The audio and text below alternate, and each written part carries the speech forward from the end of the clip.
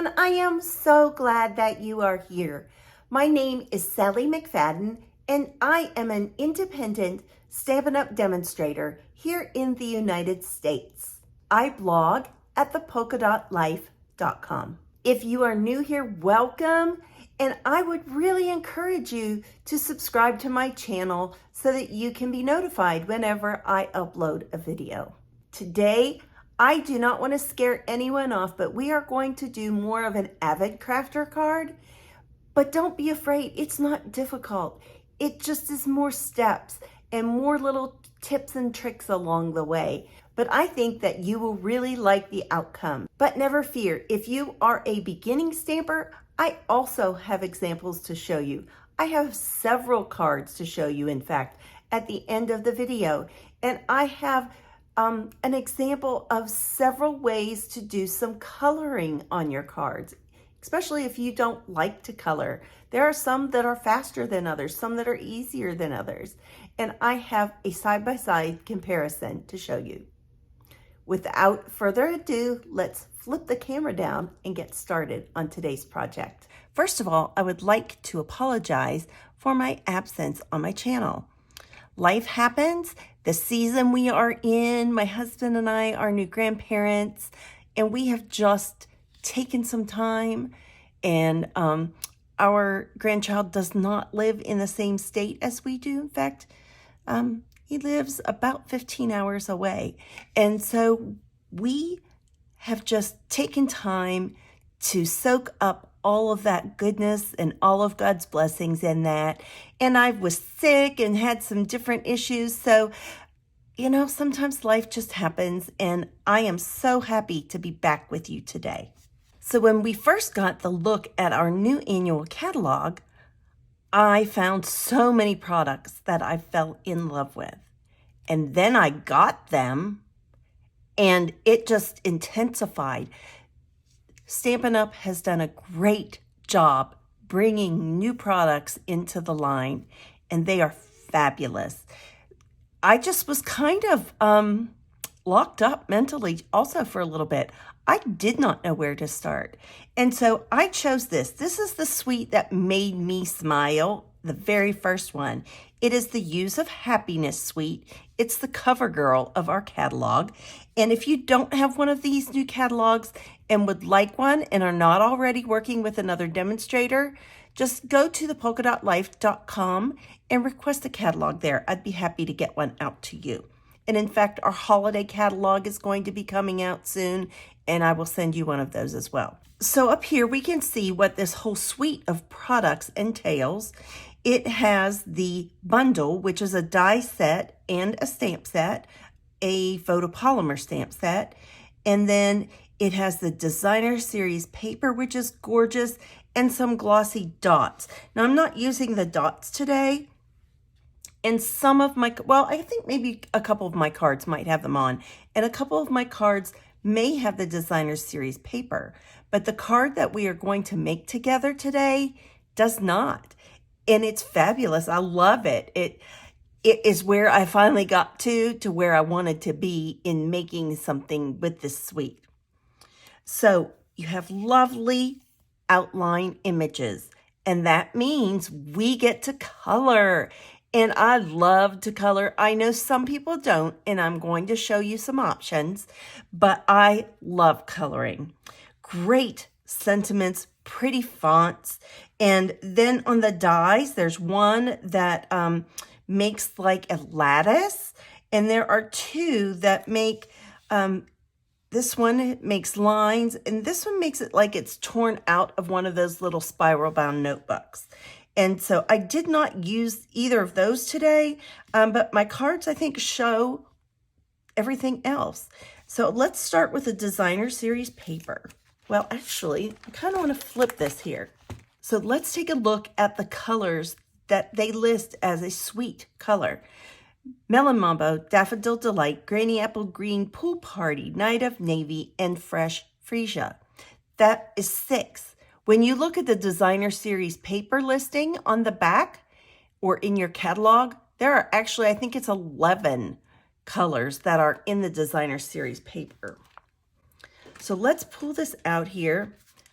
Aren't they just fabulous? I just love this. I probably wouldn't use all of this like together. I'd probably split out sections on this, but I love that.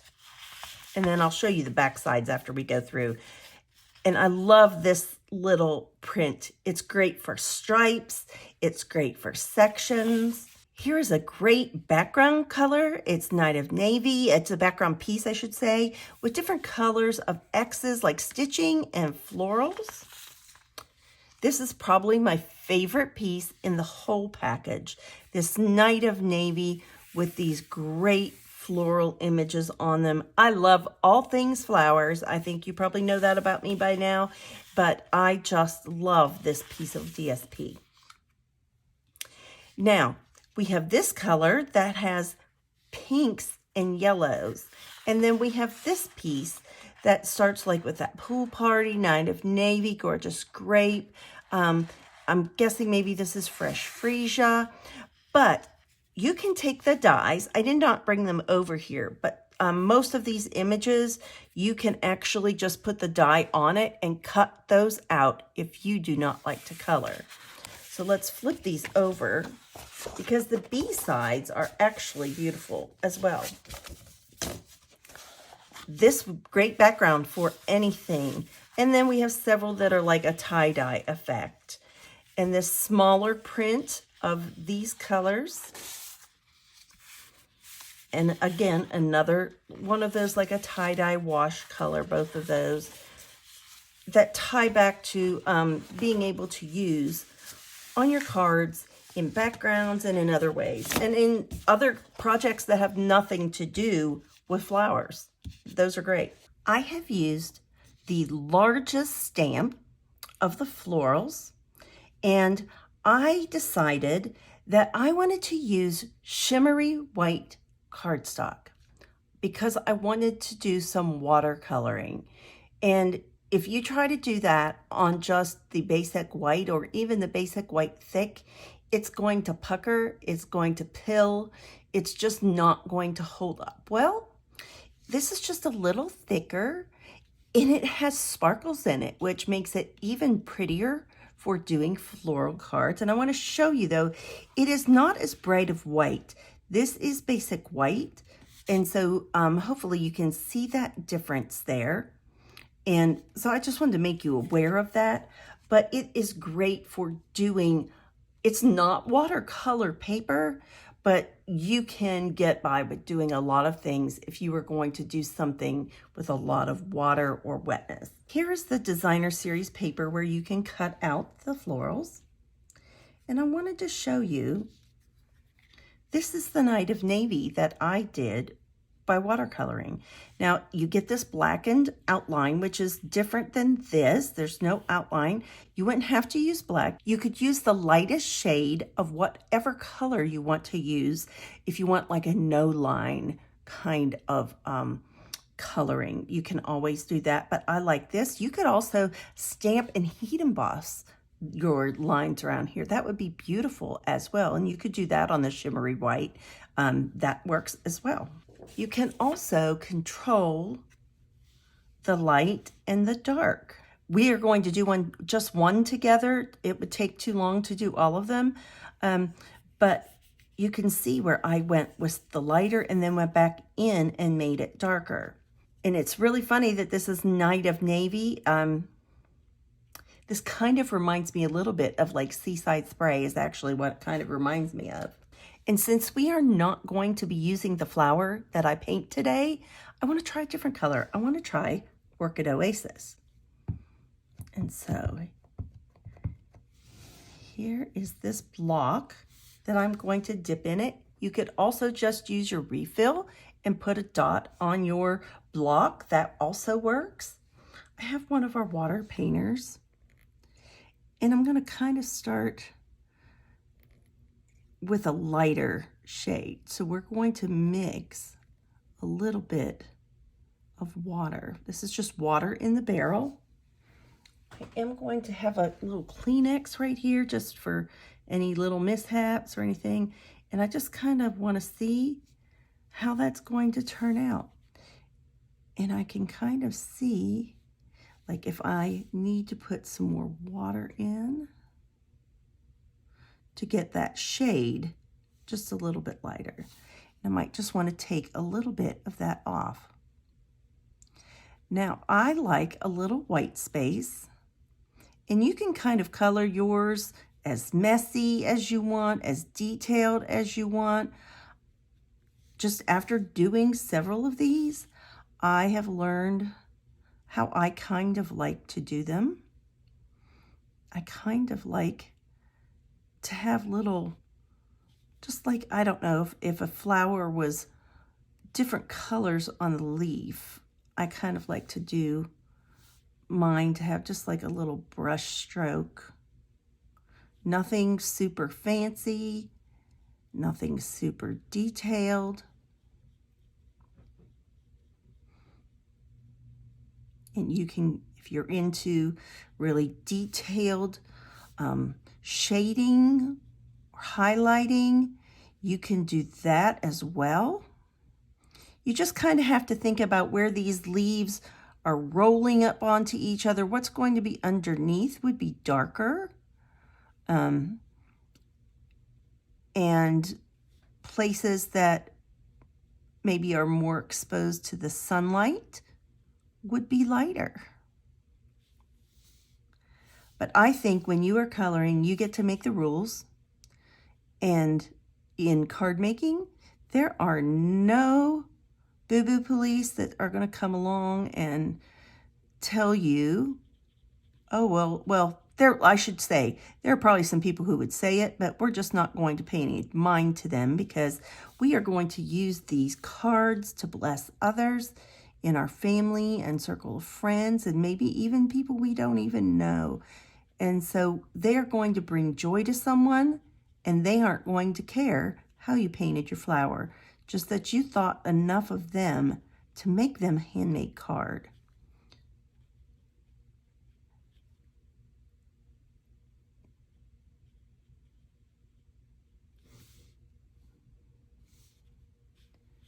And so there are just some places I need to, and those probably are darker than I would like, but we're just going to move on with it, and it's all going to be okay.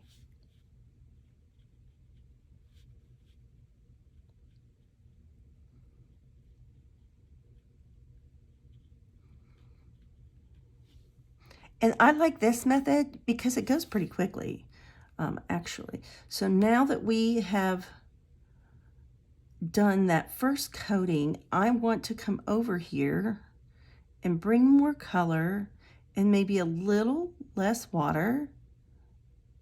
Just kind of test that there. You can test it on the edge. Okay, let's start here in the center, because we know that's probably the darkest part, because everything kind of comes together there.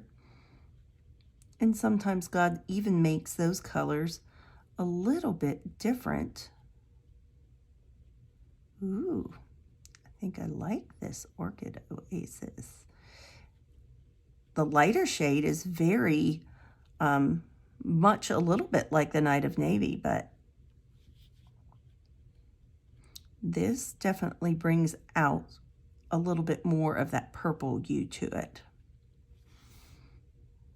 To me, I feel like this is kind of a periwinkle, which is great on Stampin' Up's part, because I believe that is the Pantone color of the year. So down here in these little crevices, it would be just a little bit darker. And like I say, I like to have a little bit of a messy edge.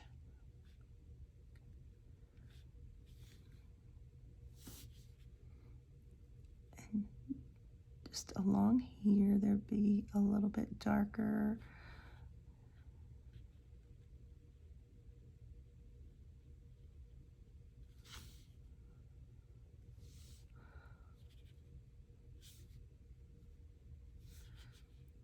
And just don't forget, maybe if you're going to be doing, to give yourself a little space there on the edge of your paper, and you can see exactly what it's going to look like. Now it's going to dry a little bit different, so it's probably not exact, but you get a pretty good idea of how it's going to look on your paper.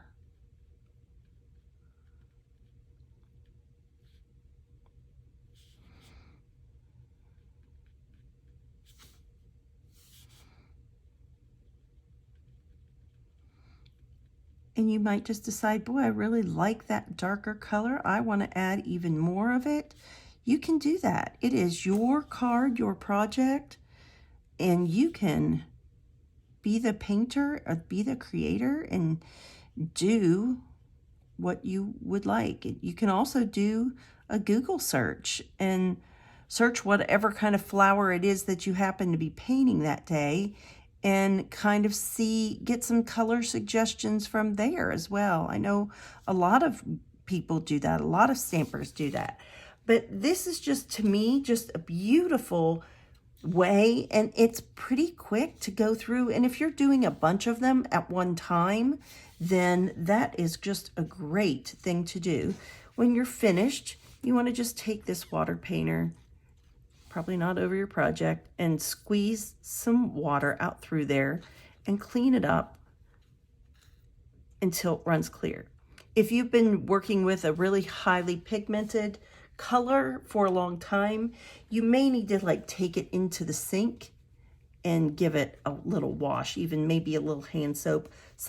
I was using a red color earlier, and I had to actually take it apart and just give it a little rinse through, because it had just, through the course of it all, had sucked some up through the barrel.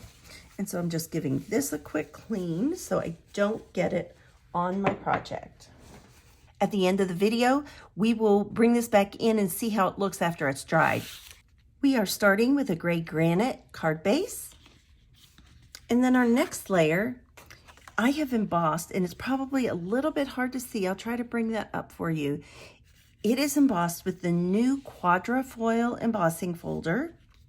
And I am just going to take some green glue. I like to use this on embossed layers, and especially when I'm doing a full card front. I don't want it coming out the side, but I want my corners to be sure to be tacked down, because I like to slide this around if you need to. So I'm going to take this folded edge. If you're new and you haven't done this before, you want to make sure that this bottom edge is lined up. And so you can tap it on your surface, both on the edges and whatnot, and get this good and lined up. Just have to pull this back to where my old lady eyes can see it for a minute. Now, because you can't really fix anything about this back edge if you screw it up. I mean, you can, but it's a lot easier if it's really off on this edge, just cut it. So as you can see, mine is, you might not be able to see, mine is off just a little bit. And that just happens sometimes. Sometimes you give more of a generous cut on one layer than the other. And you can just lay it on your trimmer. Now, it also depends a little bit what you're going to do. On mine, it won't make a difference if I cut this a little bit shorter than our normal card front size. I don't have any layers that's really going to matter. Mine are offset. And so you see, you just get that little tiny bit off of there. You could also just use a pair of scissors or snips to take care of that. Now we're all good with this layer. The next thing that we are going to do is add this layer. And like I say, that little smidge is not going to matter one bit. And since we are going up against the embossed layer, I am going to use my liquid adhesive again. I probably use my liquid adhesive the most, but there are things that I like I like to use my tape runner when I put my liner on the inside. I think that it lays a little nicer for writing in that way. I like to use my Seal Plus if I'm trying to put down like some heavy duty ribbon. I just have different preferences. Now this one can be centered. It can be a little bit more to the north than the south. You decide how you would like your card to lay out. And depending on the embossing folder, sometimes that makes it a little bit hard to see. I am going to slide this over for now, and we are going to work on a very fun part today. This white frayed ribbon is also in our catalog, and it's white, but it's also a little off-white, and so putting it up against that shimmer white will be okay. And I just kind of want this to go over a little bit on each side. So I'm going to cut, about 1, 2, 3, 4 strips of this. We'll just see how that goes. I think we can make that work. And I usually have ribbon scissors, but with this one, it doesn't really matter so much at this point. Later on, if we do some trimming, it will matter.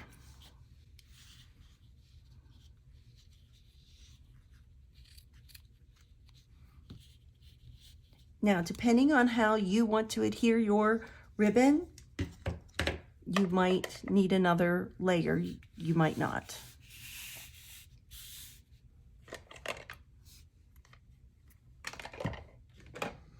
And so I have my Seal Plus, my Stampin' Seal Plus, and I am just going to take this and I am just going to, well, I'll first do the outline. And the great thing with this Stampin' Seal Plus is if you go off the side, it kind of doesn't matter. You can just take that and fold it over itself. I just, especially on these short ends, wanted to make sure that that adhesive went clear to the end. On the tops and bottoms, I wanted it close, but it really didn't have to be like completely covered. And it probably doesn't matter either way, but I just feel like I will feel better about it being adhered down that way. And I'm just taking this and I am just covering it. And this is going to be even a little bit different than the sample that I had done. I'm using different colors, using the same ribbon because this ribbon just works so well for this. I actually might just kind of put it on. This leaves me a little room at that edge, and we'll end up trimming this side. So we'll do all of these the same. And I'm trying to decide, oh, sorry, with my nails, this is just sticking. Of course, it's sticky. We just made it that way. We might have to adjust how close these layers are, so we might not want to rub them down just yet.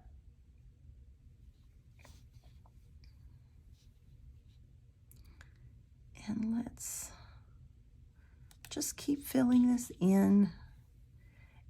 And this card is going to be a little bit rustic, I guess we'll say. It's not rustic old looking, but it's just kind of, maybe organic would be a better word. I think that I want to use some wide blade scissors, and I am even just going to ever so slightly trim that on this side.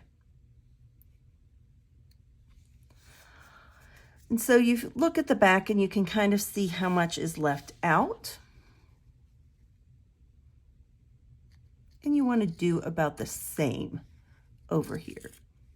You may do one card and then say, you know what, I like this. I want to even leave it longer on that other side. So we are going to push that goodness all over there. Now we are going to use our Take Your Pick tool, and we are going to use this end, and probably need a pair of scissors. This thread at this end you can loosen with your Take Your Pick tool, and you can go as far back in there as you want to go. Pulling it, you might have to pull it. It might peel up on you just for a second till you get back to that other side. But that's where I would probably, well, let's just do one more. You can just pull that out. And so I am just going to take this piece and we're just going to push that off to the side. We are going to go down and do this through these next rows. And I have some adhesive on my fingers. I'm just going to cut that loose. We're just going to see how fringy we kind of want our card on the end. I just love, love, love the look of this frayed out. And sometimes you do just have to grab a hold of it this way just to kind of see if you've got a thread on the back that's kind of hiding from you. And I try to keep this about the same, but I keep going in and pulling away about how frayed out I want that.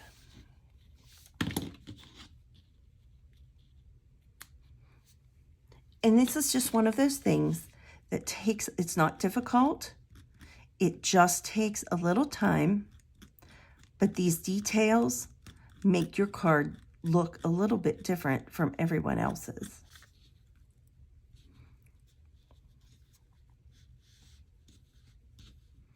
It kind of turns your embellishment into more of a design element, I kind of think. I am not trained in any way, by the way, but that's kind of how I feel about it.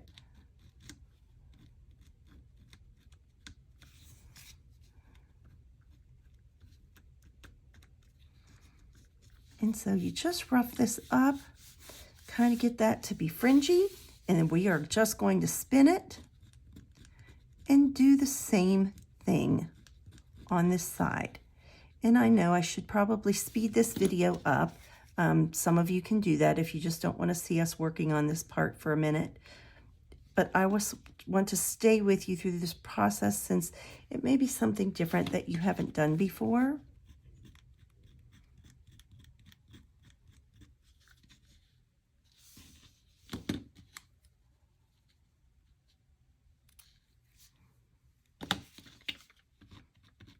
And you'll see on my first card, I didn't kind of keep these straight. So that can be a look you might prefer. Just kind of take a look at both of my examples when we're finished, and you can kind of decide how you like it best.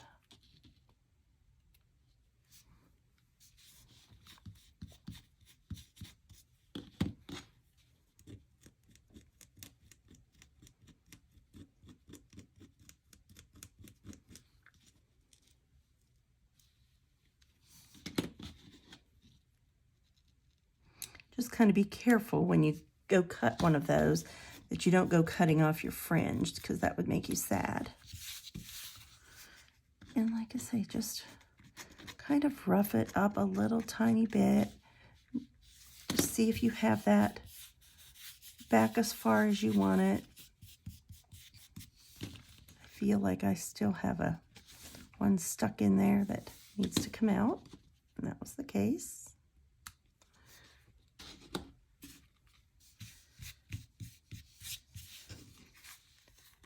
And so, I really like this. I just think it's super fun.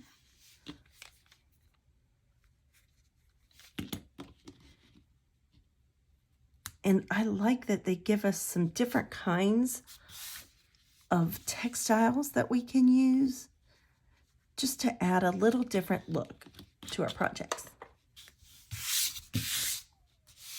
So let's bring our card over. And I think I want to lay mine this way. And we are going to put this flat down on top of that Night of Navy layer. I debated what color to use because, like I say, that Night of Navy doesn't really look Night of Navy. It might have looked good with a Starry Sky piece of paper. I just didn't take time to dig that out. And my fringe is longer than my card, my piece of cardstock. So you just kind of have to eyeball it. It might be just right. It might be a little too long. It might be, and especially if your fringes aren't straight like mine aren't there, but that doesn't bother me one bit. There, I love that. Now, this part is the part that really actually does take a little bit of time, and that is building our floral arrangement. And I'm going to build it the same way that I built my other one. I kind of want this one up towards this corner. I want to show you too, look, I'm not using this piece. It was a little too dark to go with some of the other ones that I colored, but I just want to show you the depth of color differences that you can get. You can actually control that. I would probably recommend doing all of yours for a project at the same time, just so that that humidity and temperature and all those things are about the same, and you can see them all and get about the same difference in your coloring. And I am going to use a different one. I didn't use this in my other one, but this is what I had left over to kind of color with. And I hadn't colored the stem for some reason, so I am going to do that. To start, when I do a floral thing like this, an arrangement, I kind of usually like to start with glue dots. They hold things in place, but yet for these purposes, you can still work with them. Now this paper did warp a little bit, so I'm just gonna, I must have had a lot of water on this piece, and so I'm just gonna straighten that back up so it lays a little bit better. Actually put 2 glue dots on that one. And I don't really want a hole in here, so I'm going to kind of put this, and I don't want that stem showing. So I'm going to even put this at kind of a little bit of an angle. Next, I have some greenery. I have 3 of each of the regular leaves, and then these like branch of leaves. And on these, I am putting, you know, the glue dot on the painted side, because I'm going to kind of tuck, and you're probably going to have to pick it up and put it down a few times.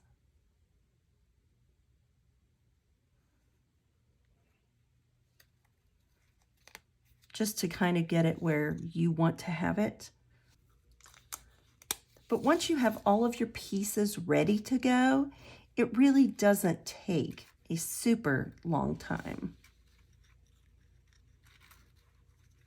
I kind of want to have that one coming down there. And if it kind of sticks with that glue dot to my ribbon, it really doesn't matter. It's not going to take much to pick it back up.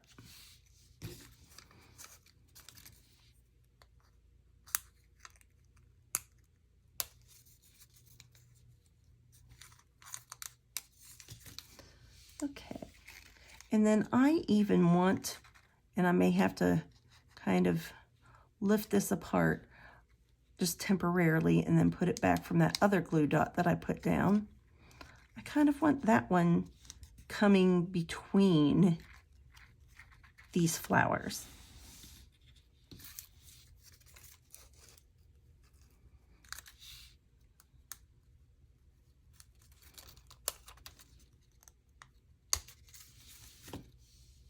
And I'm going to put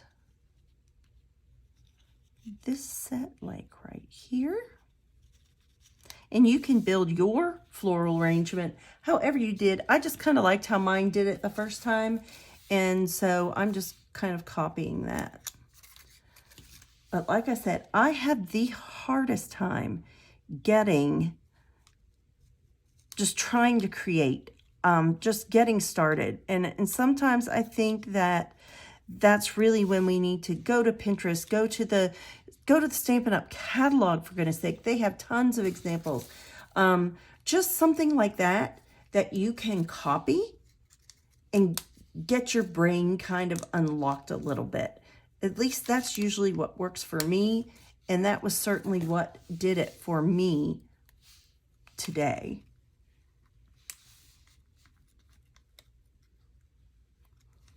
Well, I should say this week. I've played with these a few days.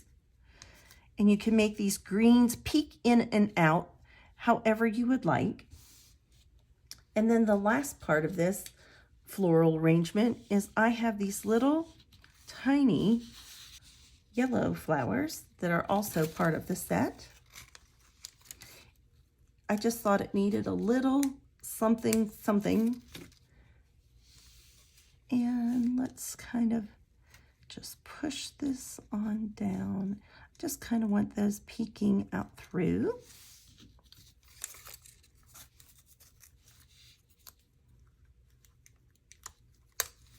But glue dots are just your best friend when you're working with something that has a lot of pieces to it.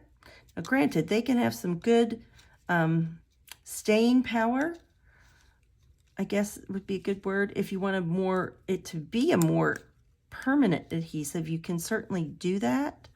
But I like it just to hold things in place sometimes till I figure out what I want to do. I want to be able to have that ability to remove it for a little bit if I need to. So, and you can make these, as many of these flowers stick out or as few as you would like. So I'm going to kind of just lift this up, and I think that is pretty much, and I may turn it a little, but anyway, that's kind of where I want this. And so here's my little cheat Scotch tape.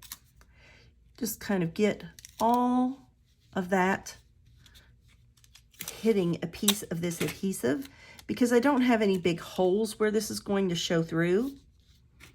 That is just one of the reasons why I kind of did it that way also.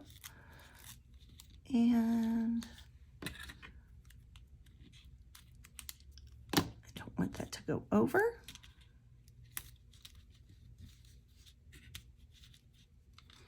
See cat hair in here. Sorry to the recipient. I hope that they'll never see because it's on the back. But there, this is our floral arrangement to go on here. But when I was working, I decided that I needed even just a little bit more of something on my card. And you'll see on my first card, I used linen thread. But I decided that I have this gorgeous gray granite ribbon, and I haven't been using it, and it's not doing me a bit of good if I don't use it. And so I thought that I might just be able to put a loop or a swirl here and there, and it would work fine, and it would be a nice little way to use up some of my ribbon. And I can make this loop as tight or as loose as I want. I can make it stand up there and out of there as much as I want. I think I want to do it right there. And this, like I say, this part's just a little bit different than using the thread. Don't like how that lays. Let's just try looping this. I'm just trying to use the correct side of the ribbon. So I think instead of trying to make these loops be separate, I'm going to kind of just do it so it's a little more flat. And I could even do more than one if I wanted to in a certain area. And I probably didn't need nearly that much ribbon, but it's okay. I have a lot. It's easier to work with too much ribbon than not enough. And I know I could have taken one long strand and looped and swooped and made it work. However, I'm just not that great at it. And so I just wanted a little bit more control over where this came out. And I can keep adding until I think that it has enough. I like to work in odd numbers.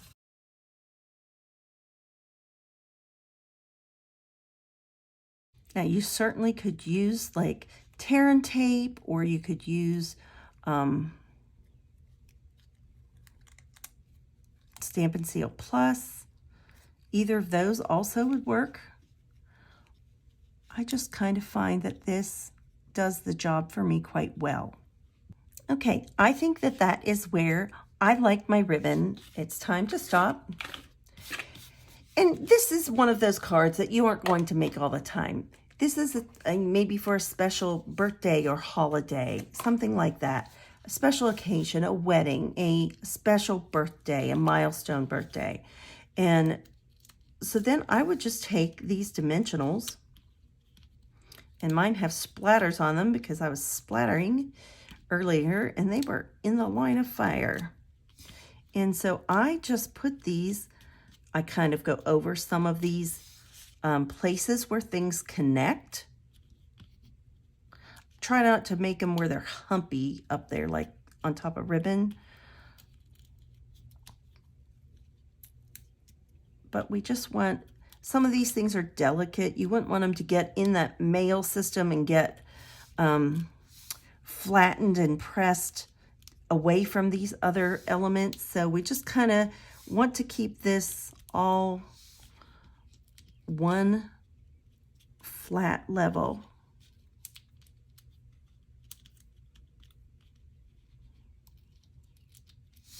I might try to slip one. Let's make sure that doesn't show. And then give these a nice press on there. And then I'm just going to take my Take Your Pick tool, and I'm just going to loosen these backings. And I apologize that this is a little bit longer of a video, but I do think that for a special occasion card, it is just a nice thing. Okay, make sure I grabbed all of those. And then this also is going to be one of those occasions, since we're going up against that bumpy textile, and we just have spent a lot of time on it, we want to make sure that it's adhered well. And this will definitely do the job. You want this to be able to sink down in those fibers. These, we want the dimension of the dimensionals, but in this case, they're not going to stick well. And so we want to make sure that it does. So you kind of want to be pretty confident about where you want to place this. And give it a nice little press down. You might like take one of your larger blocks. I don't want to do too much with this one because it had ink just recently on it. But you might just let that sit there for a good minute to dry after you're done building your card. So I have a sentiment, and I just want to, let's see, where do I want to put it? I hate to cover too much of this up. I might just take my snips and take even a smidge more off than what I had. It doesn't seem like much, but it does cover some things up. Let's do that. And I have some green glue.